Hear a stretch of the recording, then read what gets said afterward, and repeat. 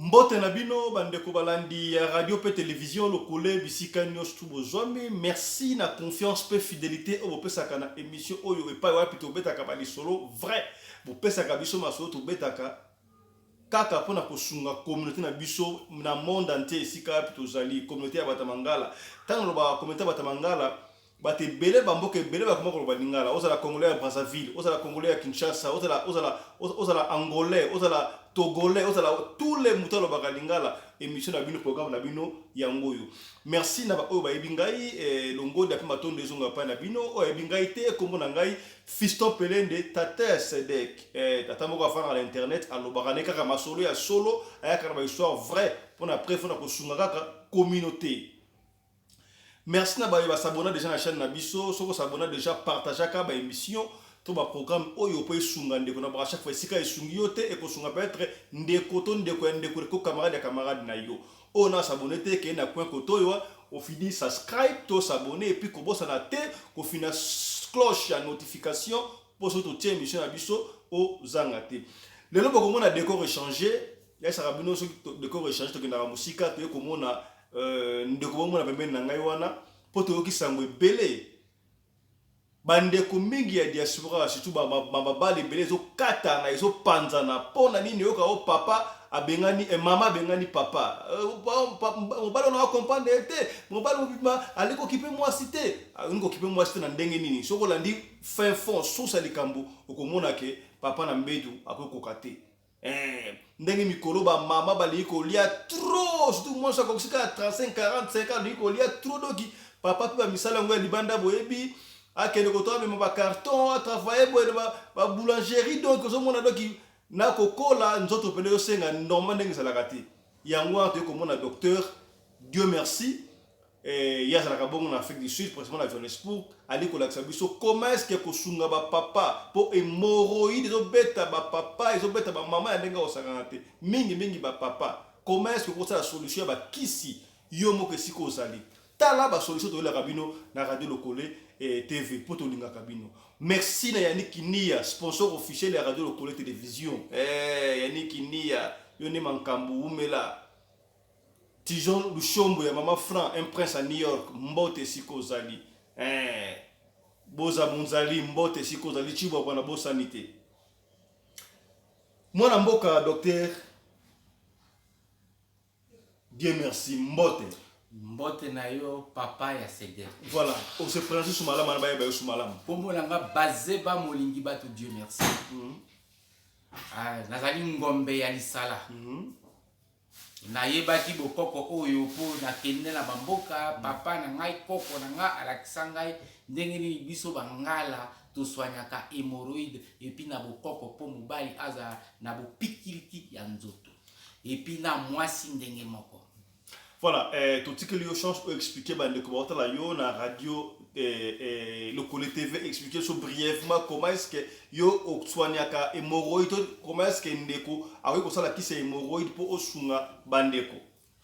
Merci mingi papa ya Sedek papa Fiston Pelende na motuna na yo na sepeli makasi et puis ezali occasion monene pona monde entier bana Poto bana Bruxelles bana Belgique bana France bana Canada bana Afrique du Sud en général bana Johannesburg bana ya Pretoria bana Diriba bana Kinshasa bana Congo boye bandenge nini okoki se soigner na hémorroïde pe eloko ya liboso na nita webisa bino inconvénient ya hémorroïde.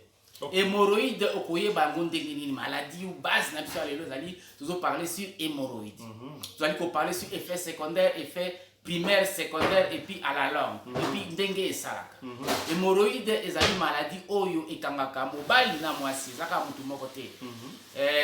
Origine nango ezaka plus effet ya kosala misala position moko komema mituka kotambola misala sécurité. Vous allez toujours occuper tant midi pourquoi debout côté telema et puis ça ka hémorroïde. Alors pour la oye baba septembre ya hémorroïde lo kaliboso ezali okoyoka na nzoto mobimba ezali bolembu matonga ya nzoto nyonso ezali kobukana soko kwei na mbeto olali moyo telema makasi ezali te et si ça ka appétit sexuel et pas ya mobali comme pepa ya mwasi et si saka appétit normal même pour na kolia hémorroïde pe tango zanango okozana appétit ya kolia te. Alors ba indice wana nyonso tu na mbeto mobali moya telema na bopikiliki ya mobali ezali te.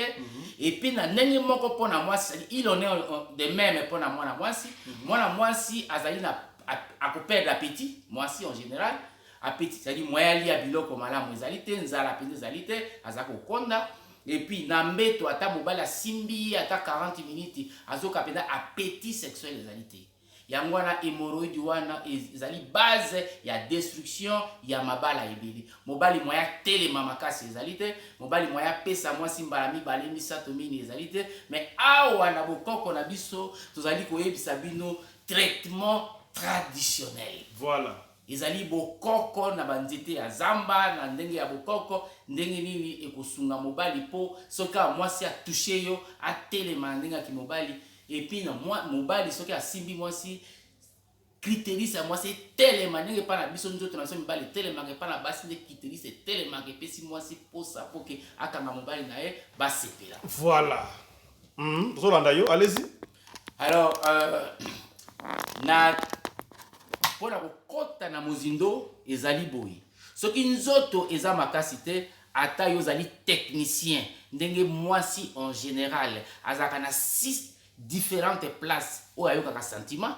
Les aliments dans la matoi, il y a tir langue matoi, tir ya matoi, tous en tir langue, tous en mabelle, tous en nassé à moi c'est en clitoris, tout droit et puis nana sima. C'est-à-dire moi ça a 6 différentes places où il y a un sentiment sur que mobile les a touché. Alors tant mobile les a touché moi si vous allez apprécier comme conseil mobile moi na mobile kende la moi si pas à pas parce que na si parti oyo mobali 6 différentes places au moins si ayoka bilengi soki mobali azali ko caresser po pesa ye appétit sexuel. Alors na mwasi ndenge nzamba sala na mokili azana point faible za na partie na ye moko oyo ayoka bilengi nini. Ezana mwasi musuka na mabele a céder, mosusu il faut kita clitoris, mosusu il faut kita cave, mosusu il faut aussi mbaye partout na matoi donc bon. Alors, pour la mobile, il faut qu'il y ait point par point. Ok, nous on tire langue, tali moi si vous avez testé, vous devez en anglais, checking général. Ok, vous bani la tire langue. Na bongo attaque au mobile, ce qui moi c'est simbi yo modèle nyoso parce que mobile a 5 différentes places au Rabilé. Moi si azana 6 différentes places au Rabilé. Ata mobali asimbi mwasi ndenge nyonso ou soit mwasi ata osimbi vous caresser to basi ko simba sur le plan caresse ata mwasi a caresser mobali ndenge nyonso na tango oyo mobali azana hémorroïde azana njoto ya kotelema te epesaka mwasi ako mobali ako mwasi ako sepela te po ebongaka na makambo wana mwasi tanga zo simba mobali azoka njoto ya mobali telemi epesi mwasi posa po ke bakende na bilengi oyo nzambe atinda mwasi na mobali basepela. Yango hémorroïde ezali obstacle monene oyo ezali ko empêcher mobali asepela bo mobali asepela obali mwasi po na lipombo te obali mwasi po osepela ye pe asepela bo sepelisana na kati ya mbeto. Bongo esengi mobali il faut koyeba ko se soigner traditionnellement. Oyeba uzana na ngora memi bino lelo yo boyeba traitement nini oyo ngana salaka. Naza na traitement misato. Na mutu aza na hémorroïde. Na tetaka na 3 différentes façons. Toza na kisi ya kutongola. Yango oyo kisi oyo ezali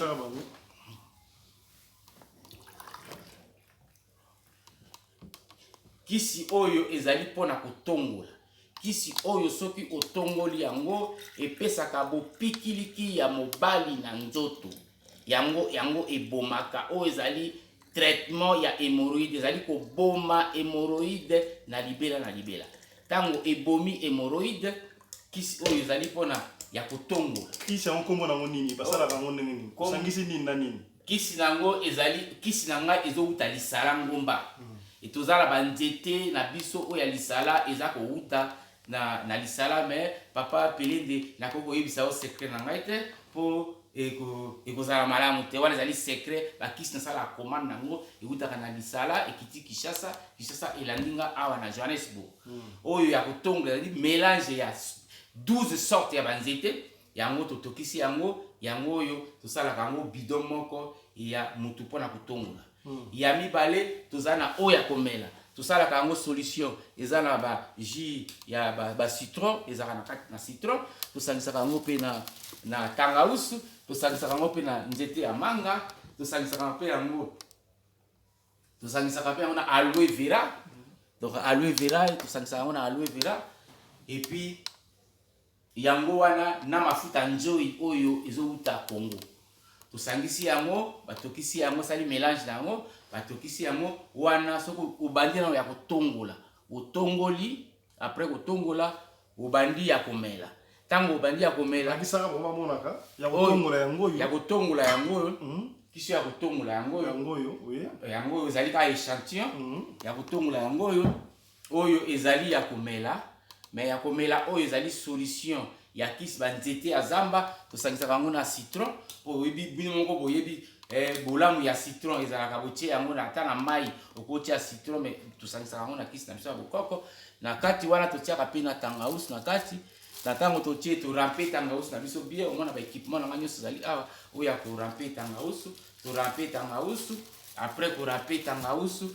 tosali jus na yango après kosala jus ya tangausu totie yango et puis tosangisi na aloe vera yango oyo aloe vera eza na kati awa tosali ofungoli poso ya aloe vera alors tosali jus na yango ya aloe vera yango oyo jus oyo ya aloe vera omoni yango esekangami parce que totiaki yango na congélateur et se congélaki alors tozwi yango tosangisi yango et puis na mafuta ya nzoi tosangisi yango totokisi yango wana ya komela yango après ya komela tona ba makasa na biso ya zamba ya mboka et puis esangami na banzete ya zamba tosalaka oyo ya kobaka yango donc kisi oyo ya kobaka obaki yango avant olala et puis on a tongo meli verre moko oyo cap moko oyo tas oyo ya komela oyo ya komela omeli tas moko na tongo tas moko na butu avant lala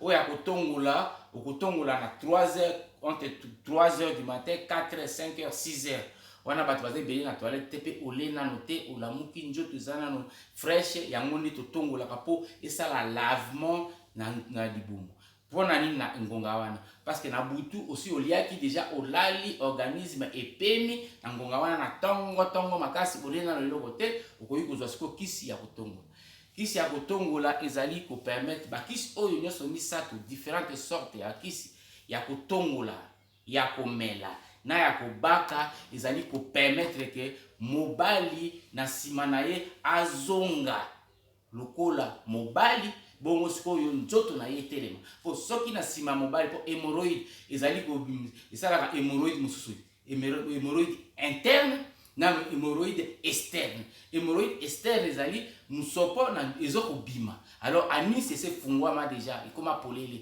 Tango anis ezako bima po ezako zwa place ya kofanda te parce que anis eza makasi te kangami te. Ya kobaka ezo zongisa sikoyo nzoto na sima ekangama po anis efanda bongo kimobali etelema. Alors, ya komela ezape ko soigner organisme mbana makila na ba système nyonso na ba flou nyonso wana ezako longwa peza ko boma ba articulation ba faiblesse ya articulation surtout ezo pesa mobali ata soki mwasa simbi yo oyoki otelemi mbala moko oyoki ke mobali atelemi. Donc ezali naturel. Vous allez naturel. Vous allez te na kisi ya mondele awate te sur kisi ya bokoko ba nzete ya zamba ba biloko na biso ya bokoko nde ezali en guise ya éclaircissement ya point moko hémorroïde mondele atikala kolonga yango te po kisi ya hémorroïde ya suka ya mondele ezaka anusol wana ekokaka kotraiter hémorroïde ezaka ba aide moko ya muke na bokoko nde okokoma mobali nde okotelema soki yo mobali okomana hémorroïde bimaka musopo bimaka puissance ezali te bambuma ebimaka na nisi bambuma wana Ce que moi, on va le remarquer, à moi, c'est remarquer, bambou, mais c'est bimon à sima. Bambou, mais bambou, maman, ko et bima, la carte en autres et bimi, et ça, c'est quoi, hémorroïde. Donc, bambou, mawana, moi, au fan, na mala, mozalité, moi, au télé, donc, moi, nous autres, nous avons mobile et télé, même moi, si, attends, mobile, ça, au simba, yo, moi, que critérius, non, et télé, ma penza, pour que l'engue, au CP, là, n'est-ce moi, ça, pour que CP, là, na mobile, na, ce que ça, na hémorroïde, c'est difficile. Mais, dans la solution, oh, yo, ça, des souka. La solution oyo eza ko permettre mobali ozonga bolenge ozonga naturellement ezali te ke oyo otolobaka nkoro osaleli nkoro oza ko sepela mais oza ko bwaka te mais awa ezali obwaki otelemi ozongi na position obwaki otelemi oza ko continuer naturellement par rapport na biloko mosusu oyo lokola bankoro eza na ba 50 ans 60 ans okokasi kozala mobali te parce que oforçaki bamiscle mingi oforçaki nzoto mingi na avant et puis okomi ya bolembo. Voilà, docteur, Dieu merci. Ozaki parti à Liboso, on a quitté Liboso, comment est-ce que signe hémorroïde de la rendez-vous, comment est-ce que tu peux utiliser la kisi oyo, au sein de la solution, mais il so bombi secret na yo, mais si ko bande ko ba la dans le monde entier. Et puis conclusion na solobi awa. Merci mingi papa ya Sedek na mutuna na yo ngai kombo na nga Bazeba molingi bato Dieu merci na sina pesa kino kombo na bandeli numéro na nga ya téléphone ezali 0027 61 89 30 moko 50 moko et puis 4 numéro na nga ya téléphone on a na Johannesburg na na Afrique du Sud ko benga na numéro oyo partout na monde vous allez mutu ufanda na Kinshasa ufanda na Poto ufanda na Belgique na Canada partout na monde benga na numéro oyo tuzali pe kotinda zali pe kotinda na ba agence na kosa ela okisi na yo na tindelo na mboka oyo zali okozwa kisi na yo mais à condition que ondima kofuta frais yomo frais na yo moko.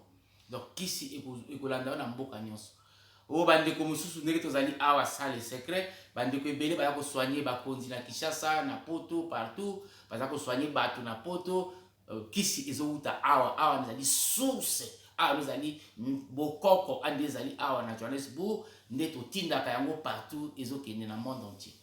Voilà, merci beaucoup docteur Dieu merci. Je crois que vous Bolandi a expliqué on a besoin de sungi. Benga na numéro à pétion to bengi biso na numéro na biso to ko en contact na papa Dieu merci. Numéro na soboye biango zala plus 67 67 64 320 85 to ko en contact bo kini ba bi ba signe hémorroïde ndenge bandaka misa to sa libanda ezaki makasi mingi que ça soit ba papa que ça soit ba maman ezo sunga biso te.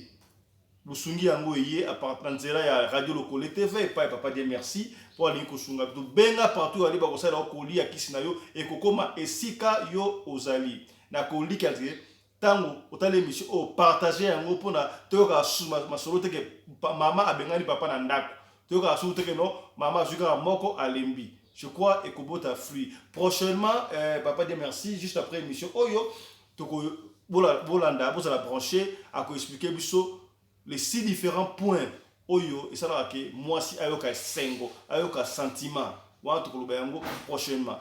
D'ici là portez-vous bien, santé de fer à tous. Chap chap. Merci. Et tchara.